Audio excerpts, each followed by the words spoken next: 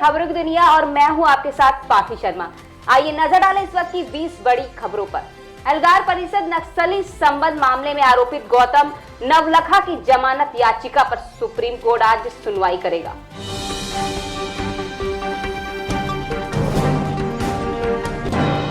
कोयला घोटाले में सीबीआई ने पश्चिम बंगाल की नौकरशाही पर शिकंजा कसना शुरू कर दिया है।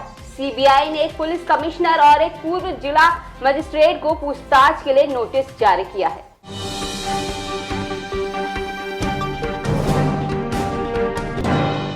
वही राजधानी दिल्ली के रोहिणी जिला के बुद्ध विहार थाना इलाके के रिठाला गांव में एक महिला ने अपनी गोद भरने के चक्कर में एक मां की गोद को सूना कर दिया।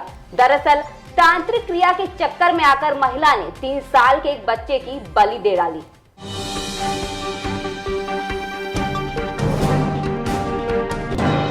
राजस्थान के मुख्यमंत्री अशोक गहलोत ने रविवार को कोरोना वायरस संक्रमण की दूसरी लहर की आशंका को देखते हुए प्रदेशवासियों की जीवन की रक्षा और आजीविका को सुचारू रखने के लिए जनहित में आवश्यक कदम उठाने का निर्णय लिया है। निर्णय के अनुसार राज्य के सभी नगरीय निकायों में 22 मार्च से 10 बजे के बाद बाजार बंद रहेंगे।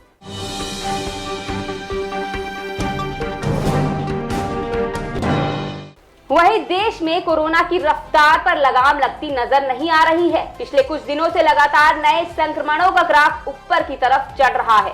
रविवार को तो 4 महीने में पहली बार सबसे ज्यादा नए मामले सामने आए।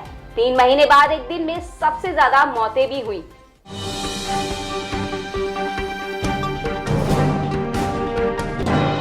क्रिकेट के महारथी महेंद्र सिंह धोनी का किसान लुक उनके तमाम किरदारों पर भारी नजर आ रहा है। रविवार को झारखंड की राजधानी रांची में माही का पहला आउटलेट ईजा फॉर्म के चलते ही उनकी तुलना मार्केटिंग गुरु पतंजलि के सर्वे सर्वा बाबा रामदेव से की जा रही है।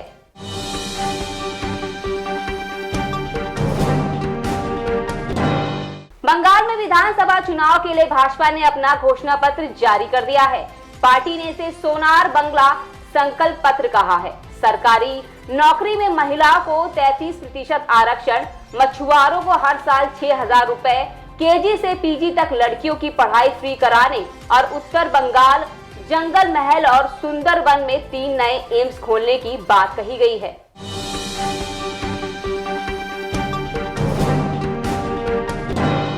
वहीं पंजाब के तरनतारन में रविवार को बदमाशों और पुलिस के बीच खूनी टकराव की घटना सामने आई है। पुलिस को महाराष्ट्र के नांदेड़ स्थित तख्त श्री हुजूर साहिब पर एक बाबा की हत्या के 2 वांछित आरोपियों को यहां छिपाने की जानकारी मिली थी। महाराष्ट्र पुलिस की सूचना पर स्थानीय पुलिस आरोपियों को गिरफ्तार करने पहुंची तो आरोपियों ने पुलिस कर्मियों पर हमला कर दिया।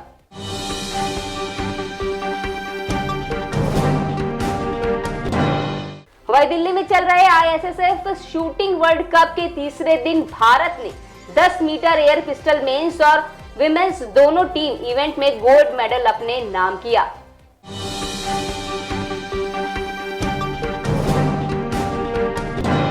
प्रधानमंत्री नरेंद्र मोदी रविवार को असम और पश्चिम बंगाल के चुनावी दौरे पर थे। उन्होंने सबसे पहले असम के बोकाखाट में जनसभा को संबोधित किया। उसके बाद करीब 4 बजे वो पश्चिम बंगाल के बांकुड़ा में चुनावी रैली को संबोधित करने पहुंचे। बांकुड़ा में पीएम ने बंगाल में टीएमसी की चुनावी कैंपेन पर चुटकी ली। उन्होंने कहा कि बंगाल में दीदी के लोग दीवारों पर तस्वीर बना रहे हैं।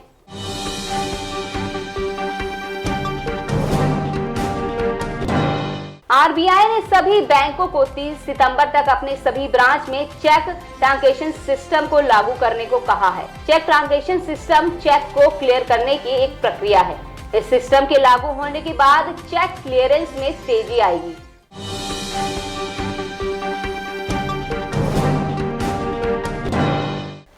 महाराष्ट्र आतंकवाद निरोधक दस्ते ने एंटीलिया केस से जुड़े कारोबारी मनसुख हिरेन की मौत का केस सुलझाने का दावा किया है। एटीएस के डीआईजी शिवदीप लांडे ने रविवार दोपहर को ये बात कही। उन्होंने कहा कि इस मामले में 3 लोगों को गिरफ्तार भी कर लिया गया है।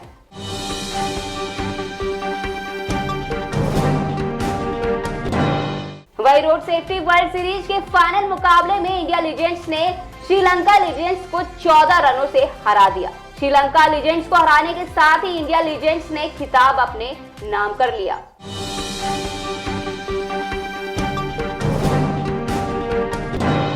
वह उत्तराखंड के बाद बीजेपी के लिए कर्नाटक में भी वही सियासी हालात पैदा होते जा रहे हैं। कर्नाटक में भी पार्टी के अंदर से मुख्यमंत्री के खिलाफ आवाज उठने लगी है। बीजेपी विधायक बंसगौड़ा पाटिल यत्नाल ने ये कहकर विवाद पैदा कर दिया है कि आगामी चुनाव से पहले राज्य में पार्टी को बचाने के लिए बीएस येदियुरप्पा को सीएम पद से हटाना होगा।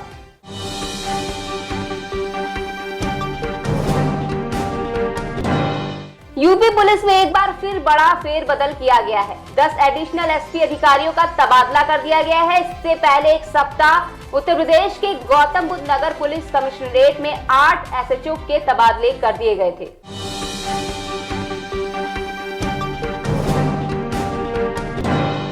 हाल ही में विवादित फटी जींस वाले बयान को लेकर सुर्खियों में रहने वाले उत्तराखंड के मुख्यमंत्री तीरथ सिंह रावत ने अब एक नया ज्ञान दिया है। रविवार को रामनगर में एक कार्यक्रम को संबोधित करते हुए उन्होंने अपने इतिहास के ज्ञान का परिचय दिया। उन्होंने कहा कि भारत 200 साल तक अमेरिका का गुलाम रहा। उन्होंने आगे कहा कि यदि देश प्रधानमंत्री नरेंद्र मोदी के हाथ में नहीं होता तो बेहाल हो जाता।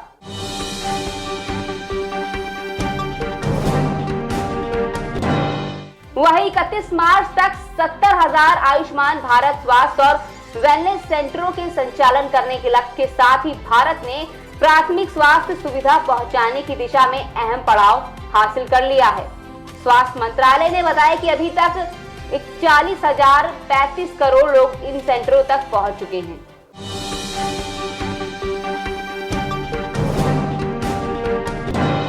एनसीपी के राज्य प्रमुख और महाविकास अघाड़ी सरकार में वरिष्ठ मंत्री जयंत पाटिल ने महाराष्ट्र के गृह मंत्री अनिल देशमुख के इस्तीफे से इनकार कर दिया है। वही 3 घंटे चली बैठक के बाद जयंत पाटिल ने कहा कि बिजनेसमैन मुकेश अंबानी के घर एंटीलिया के बाहर विस्फोटक से भरा वाहन और व्यवसायी मनसुख हिरेन की मौत के मामले में ध्यान भटकाने की जरूरत नहीं है।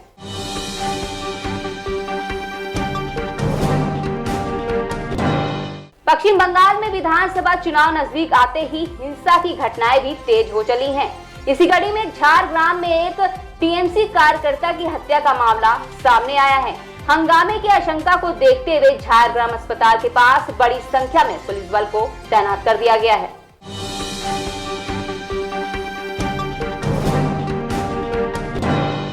अब देश की तरफ से खेलने वाले दिव्यांग क्रिकेट खिलाड़ियों को भी बीसीसीआई का लोगो इस्तेमाल करने का मौका मिलेगा। कई सालों के कड़े संघर्ष के बाद आखिरकार भारतीय क्रिकेट कंट्रोल बोर्ड के लोगों के साथ देश के लिए अंतर्राष्ट्रीय टूर्नामेंटों में जल्द खेलते नजर आएंगे। तो ये थी इस वक्त की कुछ बड़ी खबरें और ऐसी ही खबरों के लिए हमारे साथ बने रहिए और देखते रहिए खबरों की दुनिया।